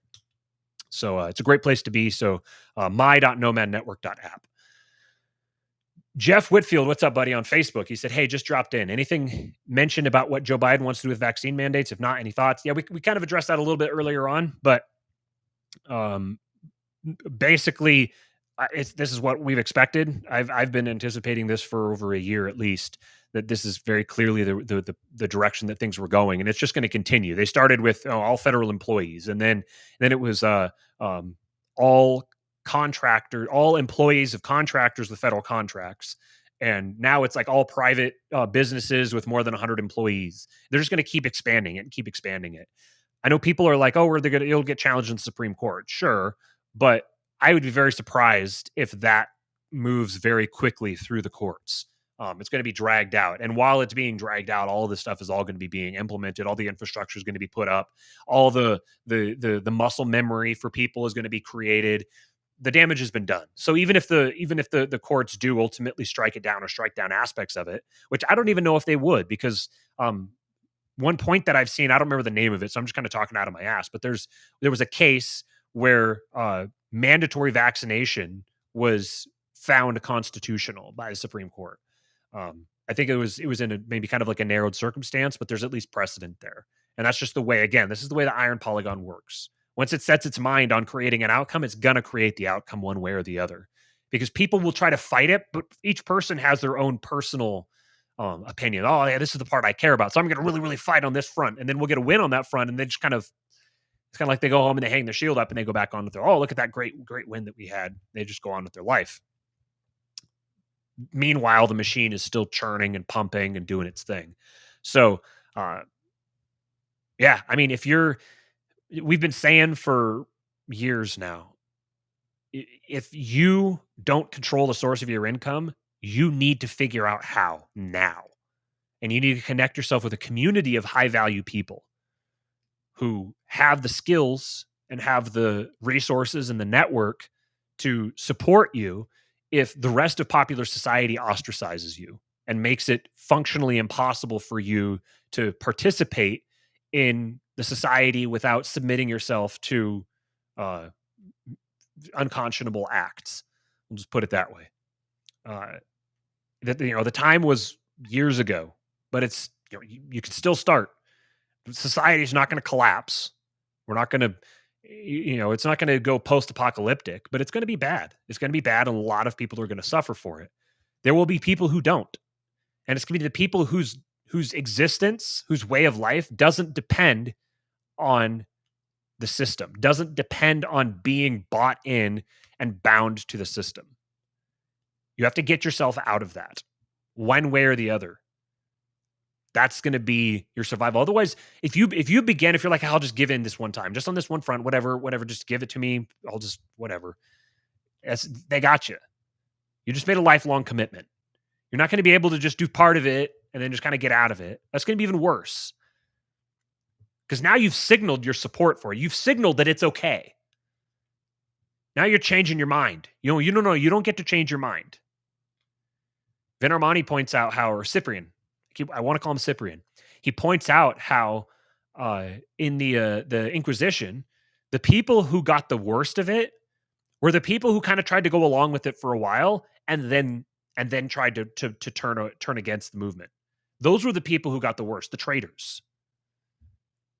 So if you think you're going to kind of give in now and then you'll just like stand your ground later on, no, you won't. Then you're a traitor. You'll probably be, effectively, it's going to be treated like treason because you're endangering the rest of the society. You're selling out the society. You're an agent of a foreign power who's seeking to undermine the United States or whatever. I mean, they'll sell whatever narrative they want. Point being, if you don't want to give in eventually, don't give in now. If you give in now, you've given in, and you're not going to be able to change your mind. How do you feel about trades in building wealth, power, and influence? I think that trades are a fantastic way of doing it, Mark. I think that the number one, the areas where like a trade you can take it just about anywhere. You can go just about anywhere with it, and the types of people that you're going to find in trades in general are going to be less insane than those who aren't. So the white collar people, retail, all those are going to be populated by people who are a lot more like the concentration of the set is going to be much more deranged. So trades just kind of naturally are going to lend themselves more toward more sane, salt of the earth type of people. But I just saw a tweet from a guy that he's a kid, and he was talking about how he instead of going to college, he was comparing himself to a friend of his or something who went to college, and he said that he got into HVAC or something like that, some sort of a trade, and now he said he's basically pulling down an MD salary because of the angles and the positions of leadership and stuff he's put himself into, and no student debt. So yeah, trades are going to be they're like a thing that's going to, people are always going to need a lot of electrician, like people work on their electrical and plumbing, and I mean it doesn't matter what the specific technology is. You're going to need the people who can work on it. You're going to need the people who can turn a wrench. Doesn't matter how automated and I guess like electronic or whatever your society becomes. You're still going to need the people who can turn a wrench. So those are very good recession proof industries to get into. Let's see. If you go up to a progressive and try to sell monarchy to them, but avoid all the buzzwords, you can get them to agree to it. Yeah, because I mean, fundamentally, progressives have no problem with power. They love power. They're drawn to power because power keeps them safe. So you just have to sell it to them that this is power that works on your behalf. Selling liberty to them ain't ever gonna work because they don't want liberty. They don't believe in it. Liberty's dangerous. You need power. Power is safe. Just not the wrong people with power. Popular Liberty says Kenya looks like it's on the up and up. Interesting. Okay. Randoms again. Random username says $5 super chat says I've been doing a lot of research. I'll write up what I know and post it to the Nomad Network. Was wondering if I was alone. Set up plan Bs before needed. Yeah. Sounds good. I'm looking forward to hearing what you have to say. Reach out to me on the network and tell me who you are, who random username is. You can just message me there, and I'd be interested to know. Florida's going down. DeSantis is pissed off the progressives. Don't trust Florida. Yeah, I'll believe it when I see it. Hurricanes are nothing. Yeah, sure. Okay. Popular Liberty. I think the courts will strike down the feds doing it, but they'll uphold the companies doing it. Right. Yeah. It's going to be the same difference either way. Either way, it's going to be mandated. Joshua says, I've got a spare bedroom and my town is hiring nonstop. We even have a Best Buy if he wants to transfer for Steve. There you go, Steven. If you're watching this later on, you can go work at Best Buy and live with Josh. But like unironically, this is the way forward. Being able to network and connect with people. You want to have a wide network of people who have resources and networks of their own that you can trust, because that's going to be the way forward. You're going to have to, if you don't want to participate in the system, you're going to have to create a parallel system, and that starts by networking with like-minded people. Okay, my headphones, my AirPods just made the sound that they're about to die. So I'm going to answer this question here from Twitter real quick, and then we'll wrap this up. So what I tweeted was, most people who are controlled opposition don't know it and probably even actively think they aren't. People are surprisingly easy to control, especially when they're rigidly and predictably ideological, quote, consistent and principled. And so part of this is, like, you talk about someone being controlled opposition, and it's a very commonly thrown around word, or commonly used term today. And everyone's kind of, this other people are all there. This person's controlled opposition. And I think the implication is like, this person is paid off. This person's a Fed. That's another one. They'll say, oh, this person's a Fed. And the point I'm making here is that people are very easy to manipulate and wield. So for example, anarchists have defined themselves as someone who's opposed to the state. So that means if the state does something, they're going to be opposed to it. So the state can do something. So if the state wants the anarchist to take a certain action, then obviously this is kind of, it's not the state acting against the anarchist, but just play with the thought here. So if the state wants the anarchist to do a thing, then it just has to do whatever will make the anarchist do that thing. Because the anarchist has defined himself as in opposition to the state now controls him to a degree. Same with an atheist with God. If you've defined yourself as an opposition to God, then when God does something, it controls the way what you're going to do, because you're going to be opposed to it. That analogy doesn't hold up exactly, because God is kind of a bit of an exception. But you see what I mean?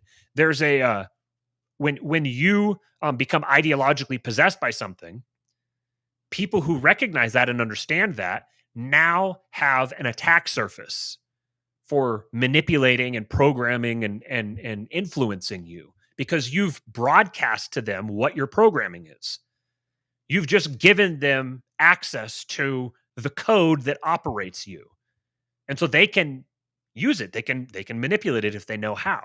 And so they can condition you to behave in certain ways while you still think you're fully in control of yourself. This is like what all of marketing is.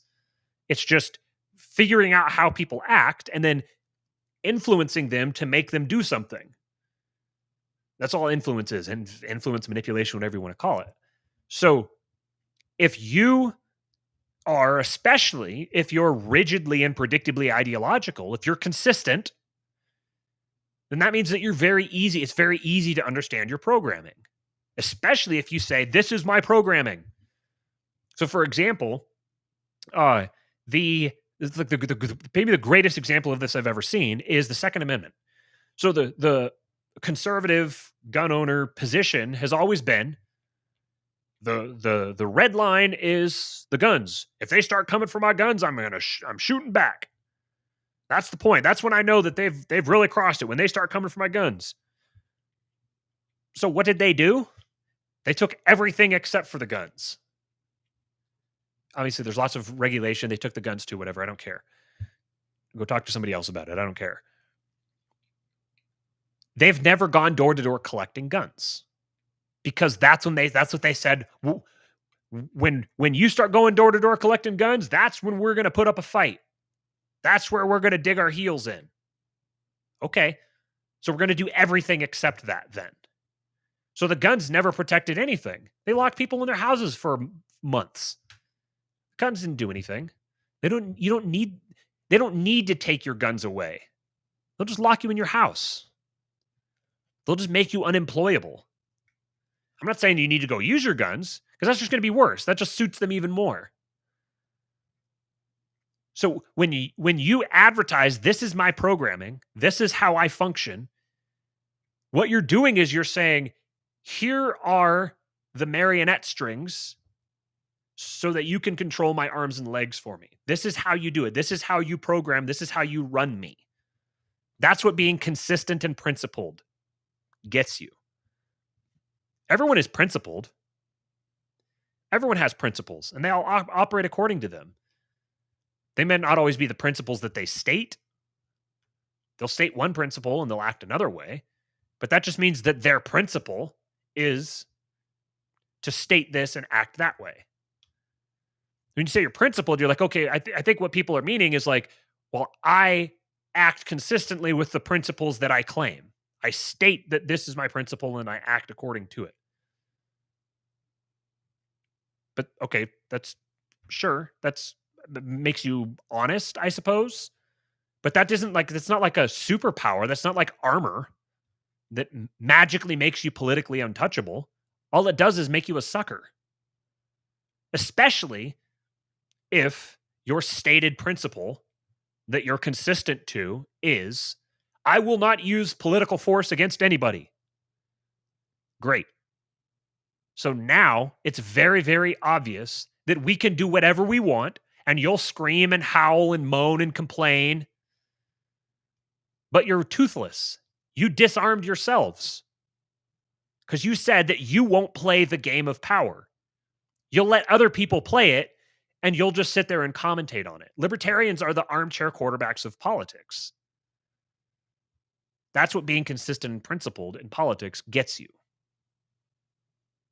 So lots of people, back to the tweet, lots of people who are controlled opposition don't realize that they're controlled opposition. But what they've done is they've set themselves up as a foil to this organization. And now anytime that organization does something, you can predict what their response to it is going to be. So now that organization can manipulate them by doing whatever is necessary to trigger the response that they want. That's what I'm meaning with this tweet. So a lot of people who are controlled opposition, there's people who are feds who definitely aren't on the payroll. They may not even have been contacted by the feds. They've never been. I'm saying, like, you might get people who have been explicitly, like, they've reached out to them and they've said, if they contacted, hey, FBI here, we're going to, blah, blah, blah. We hold this thing over your head and we're going to get you to work for us. And then there's the people who have been, like, messaged by someone who's like pretending to be a hot young honey who like talks to the like downtrodden guy and gets him to go do stuff and incriminate himself.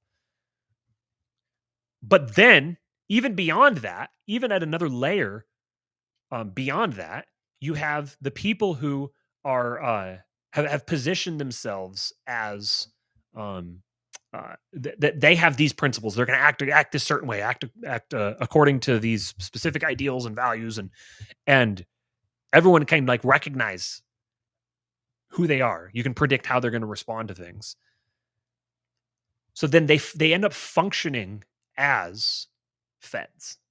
They serve the end of the feds without actually being feds. Someone could be fed posting and they're not like actually working for the feds. They haven't actually been employed, but the effect of what they're doing, if they influence other people with it, is to effectively be the feds. It's the same kind of concept here. You can embody the archetype, you can play the role without actually being recruited to play the role. So Drew Hancock says at lockout days, he says, specifically referencing me saying, especially when they're rigidly and predictably ideological, he said, can you explain why you think this is? I think the opposite is true. I look at how Republicans are duped into accepting authoritarianism under the guise of owning the libs or worshiping a Trojan horse like Trump. To make sure I'm understanding exactly what he's saying, basically that he's saying that because Republicans are so like principled in their, let me think about this here, especially when they're rigidly and predictably ideological. So he's saying that he thinks the Republicans are are not rigidly and predictably ideological, that they're willing to compromise their principles. That's what he said. Okay, so yeah, so Republicans are willing to compromise their principles and not do and they're not rigidly ideological, they'll just kind of do whatever. So if they're going to own the libs, then they'll compromise their principles for it. First of all, there's multiple assumptions in this tweet, so I'll try to address them all. So for the latter two things, Republicans being duped into accepting authoritarianism under the guise of owning the libs, or worshiping a Trojan horse like Trump. Neither of those really relate to what I'm saying here. I don't think Republicans are duped into accepting authoritarianism. I think the Republicans want authoritarianism. They actively want it. Now, that may make them inconsistent with what they claim, perhaps, but I don't think so. Like, back the blue. I mean, that's pretty authoritarian. They're appealing directly to the authority and saying, support this authority. I don't see any evidence that Republicans have to be duped into accepting authoritarianism. I think they want authoritarianism. And it's a libertarian misconception that they don't. So they try to sell liberty to them, and they're like, we don't want liberty. Our definition of liberty is different than yours. The other one would be worshiping a Trojan horse like Trump. I think that there's an argument to be made that Trump functioned, like the type of thing I'm talking about here, that Trump, intentionally or not, functioned as a foil or a pawn of the regime because he gave them something to fight against. He gave them something to use as an accelerant. He justified their escalations, gave them a way to have cover for their escalations. To me, I think that the damage that he did to the regime by not being controlled by them from the beginning was greater than had he not been there, because I think they would have continued this process. It would have taken longer, but they would have continued this process of advancing all the policies that are being advanced now, but they would have done it slower. They would have done it a lot more, a lot less obviously. So the fact that Trump came in and was such a bowling ball in a China shop, that I think itself was actually outweighed the fact that he was also an accelerant to the regime. So that's just addressing the assumptions baked into the tweet. But for the way the tweet actually relates to my original tweet, I think that my explanation that I just give of what I meant, that's what I mean by when you're rigidly and predictably ideological. If you're rigidly and predictably ideological, it's predictable how you're going to react and how you're going to respond in certain situations. So then people who are aware of that can use you by provoking a response from you that advances their agenda. When you attack the Fed, you, for example, give them a justification. You create a narrative for them to expand their power outside of the Fed. A central bank digital currency doesn't have to be run through the Fed. It completely redefines the nature of the market. Maybe it used the Fed to get there, but they're gonna move beyond the Fed at some point. It's not going to be a useful tool to them anymore. But if you're still stuck going after it, then you're going to be left behind, and you're just going to kind of do their dirty work. You're going to take their trash out for them. Hey, we don't need the Fed anymore. Well, these guys are all crazy about it, so let's give them an end, and they'll go destroy it for us. And oh, look at that. Oh, we can't use the Fed anymore. Oh, I guess we're going to have to move on to this new thing. That's what they're doing with the state in general. We're moving into an era where companies are going to be engaged in private statecraft explicitly. And the excuse is going to be used that, in certain cases at least, that the state isn't usable anymore, that we can't use these institutions of democracy and republics and everything because it's been so thoroughly corrupted by racists, Nazis, and white supremacists. This is a system that was created that was steeped in white supremacy from its very, very birth. And it's corrupted the system down to its essence. So you just have to replace it altogether. This is this stakeholder capitalism. Companies engaged in stakeholder capitalism are governments. Just go read the description of stakeholder capitalism. It says that companies have an obligation to promote the welfare of every single one of their constituents: customers, shareholders, employees, vendors, partners. This is the era that we're moving into, the whole Klaus Schwab, World Economic Forum. See how many buzzwords I can get into this here. And so libertarians are going to free market capitalists, all this category of people, they're going to be used in this process as it's, oh yeah, this is limited government. Oh yeah, we can't, the government is corrupt. We need to this stuff is oppressive. Maybe this might be the narrative in Florida that the government is taken over, is controlled by DeSantis, and these big special corporations are going to come in and they're going to save people from the corrupt, oppressive government, or Texas. That this is government overreach. We have a right to be free. We need to be free of this tyranny. They're going to use that rhetoric.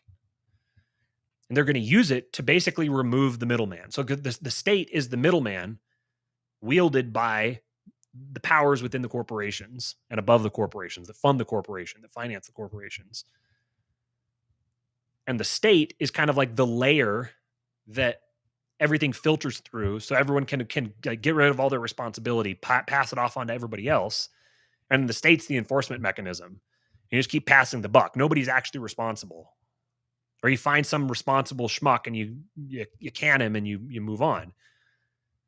Well, now that middle layer, the state that functions as a layer between the people with the actual power and the rest of the plebs, are just going to remove that, and they're going to be able to rule directly. You won't need this third layer with democracy and voting and all that kind of stuff. I mean, you'll have voting, but it's going to be like voting on the blockchain. It's going to be direct. You don't need representatives. You can just vote. That's the direction that we're moving, and libertarian rhetoric is going to facilitate that. And libertarians will be perfectly honest with their libertarianism. They're going to be perfectly honest with their belief in free markets. They'll be perfectly honest with all of that stuff. And they're going to be used. This is just the nature of the regime. This is the nature of power. And I'm not advocating for it. I'm not saying it's how it should be. I'm just saying that's how it is. So you can be controlled opposition without realizing it. And I think that libertarians in general, as a body, their rhetoric just in general is like the definition of controlled opposition. Of I need to come up with an extra word for it that says something like that. It's like oblivious controlled opposition. I'll come up with a clever little way to say that, and we can talk about the subject more in the future. So let me see here. Let me get some of these. You guys have been chatting like crazy while I was talking. Let's see. Popular Liberty. With trades, you start years earlier, which gives compounding interest more time to take effect. Jacob, why not Arkansas? Yes, humidity, but as far as cost of living and growing food, pretty good. That's one that I was just telling Amy the other day that I know like nothing about Arkansas. I'd be very interested to check out Arkansas. Kentucky is another one I'd kind of like too, but it seems like it's pretty well compromised. But Arkansas seems kind of like the state that nobody cares about, and like in a good way. So it just kind of floats under the radar. That's probably a good way to be. Idaho is somewhat similar. They had the northern Idaho reputation that it got a while back, but people kind of don't really seem to pay that much attention to it anymore. And I think it's because people just kind of keep their head down. Popular Liberty has got to be able to be mobile. Absolutely. Ideology is the greatest trick the elites ever pulled. Boom. Yep. Ideology is the greatest trick the elites ever pulled. Joshua Ham, if your principles mean you won't exercise power to help me prevent my children from being enslaved, then your principles are the enemy. Preach, brother. Preach that gospel, Joshua Ham. You drew a line in the sand, so they drew a circle around your line and took everything else. There you go. Yep. All that stuff I just said, ignore that. Just pay attention to this. You drew a line in the sand, so they drew a circle around your line and took everything else. Populib says, it's like in chess for how you get your opponent to move his pieces where you want them so you can trap them and beat them. Yeah, there you go. If you've played chess, you recognize that. I've played it very little when I was a kid, but you know that principle where you bait people into moving in certain ways so that you get them where you want them. And they think they're the ones in control, but they're not. I think that libertarians and conservatives, broadly speaking, just in general, would do very, very well to learn marketing. Actual marketing, like learn the principles of persuasion and influence, because you'll realize just how much of a dumb ape you are, just how much you get led around by the nose. and you don't even realize it. You think you're fully in control of your life and you're the one making all the decisions, and you're just like a mindless drone following your programming. We get programmed very, very easily, and then we follow that programming relentlessly, and we will defend our programmers to the death. Mark says, if you still have your principles as your sacred cows, then you don't think that our situation right now isn't as dire as your tweets say. That definitely applies to someone I've been seeing lately. What's up, Buck Johnson? I see your flame emojis. Joshua says, in a battle for survival, principles are luxuries you cannot afford. If you're still following all your principles, then you don't actually believe you're in a war. Actions, not words. I would modify that slightly. I would say that your principles need to not be self-defeating. You can have principles, but your principles, you can be consistently inconsistent. You need to have principles that promote your interests, that promote your well-being and the well-being of your family and the well-being of your friends and your community, and outward from there. Your principles need to actually promote the well-being of your tribe, not just claim to. And there's far too many people and groups of people who are so proud of their principles, and their principles, when they stick to them, are self-destructive. Buck says, this is a great one. Thanks, buddy. Poppy Live says, a predictable opponent is a beatable one.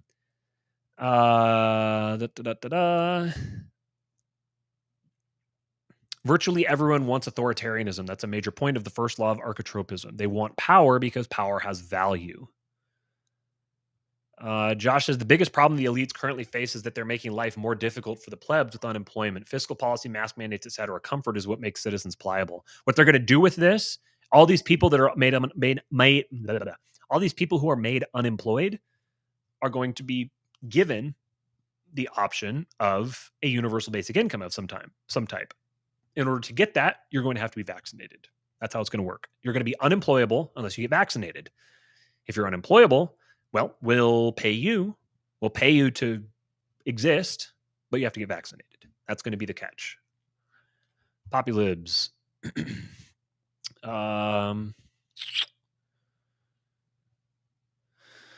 Josh says, right, the speed with which the elites are focusing hard power is an opportunity. The slow-acting soft power could have maintained the corpse for a while with most plebs unaware. Exactly. This is the value of Trump, and this is the value of the boomercons. This is the value of DeSantis, because he forces their hand.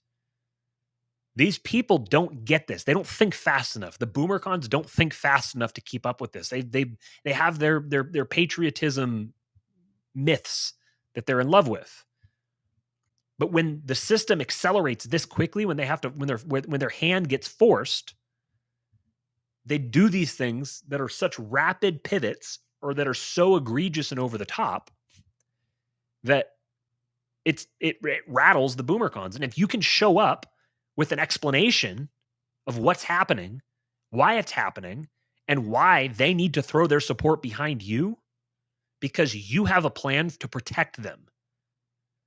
Not to get them to check out of the system. You have a plan to protect them, because you're going to use your power to protect them. If they give you their power, you will add it to the power that you already have to protect them. There's a huge opportunity there for that. That's the Tho Bishop model. The problem is, most of these people who talk the game of liberty have active contempt for the boomercons. Oh, they're statists. They're too dumb. They supported the war. They're blood-soaked monsters. They need to repent for all the bad policies that they supported. If they'll repent, then we'll allow them into our movement. You have no business being so judgy about people who might give a little bit of their power and attention to you. The boomercons is a powerful constituency. They're powerful. That's why they're so demonized. If they turn up, that's a lot of frickin' resources. Populibs.